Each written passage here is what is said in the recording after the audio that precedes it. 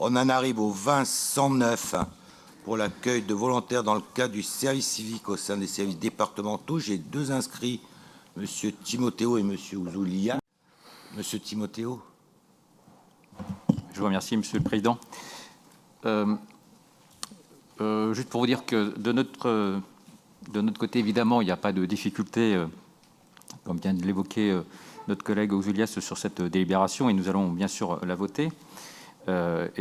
On se réjouit que le Conseil départemental s'inscrive dans cette voie du soutien à l'engagement des jeunes.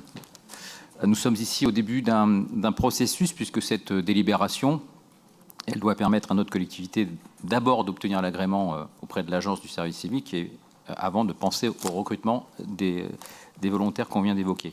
Personnellement, moi, je connais très bien ce dispositif pour m'être intéressé de longue date à son évaluation ainsi qu'à celle de son tutorat.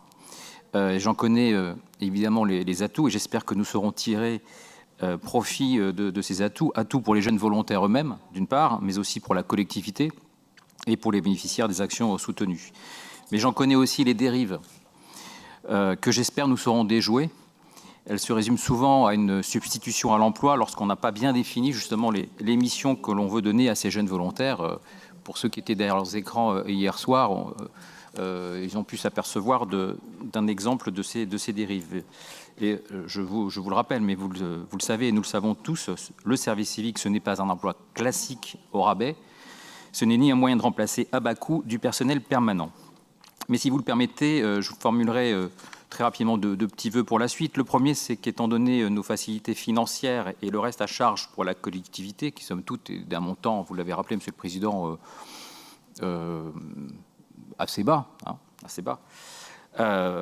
j'espère que nous pourrons procéder à des recrutements à terme hors nombre et non de manière symbolique. Le second vœu que je formule, c'est que ce premier pas de soutien pour l'engagement des jeunes, il s'inscrive dans une véritable politique pour la jeunesse, dans laquelle peut-être que la parole de ces jeunes pourrait être aussi prise en compte par l'intermédiaire, par exemple, d'un conseil départemental de jeunes dont vous m'avez déjà refusé ici la création, mais dont je ne désespère pas que les choix puissent évoluer en la matière. Je sais, pour terminer, que quelques élèves administrateurs de l'INET travaillent aujourd'hui avec les services sur ces questions, et j'attends avec impatience les résultats de leurs travaux, mais surtout leur traduction dans une politique départementale en faveur d'une jeunesse qui vit aujourd'hui très durement la crise, qui a besoin de perspectives en matière de formation et d'emploi, et d'avoir à nouveau confiance dans l'avenir. Voilà, je vous remercie. Je tiens simplement à vous rassurer, il ne s'agit pas pour nous de fournir, comme vous l'avez dit, des emplois au rabais. Je ne fais aucun procès d'intention, Monsieur le Président. Non, vous n'avez pas dit que nous, c'est ce que nous souhaitions faire, mais vous dites attention à cette dérive qui pourrait être de mettre des jeunes comme ça et que c'est pas du tout notre objectif. L'objectif, c'est de leur permettre, effectivement, puisqu'ils sont volontaires, d'acquérir une première formation, une première expérience professionnelle, mais sans plus. Pas nous qui allions effectivement recruter énormément à travers le service civique, énormément de jeunes pour pallier à des manques de salariés. Non, parce que justement, ce qu'il faut, c'est qu'ils aient un véritable tuteur pour les accompagner. Donc il faut qu'on ait au contraire les personnels en face et qui puissent dégager de leur temps pour pouvoir les accompagner. Voilà. Donc c'est dans ce cadre-là que nous nous plaçons. C'est pour ça que je ne peux pas vous dire aujourd'hui combien on en prendra.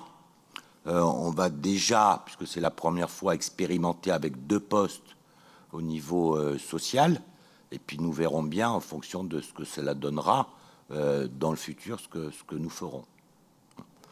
Je mets donc ce rapport aux voix. Si j'ai bien compris, il y aura donc l'unanimité. Il n'y a pas de vote contre, d'abstention. Donc je vous remercie de cette unanimité.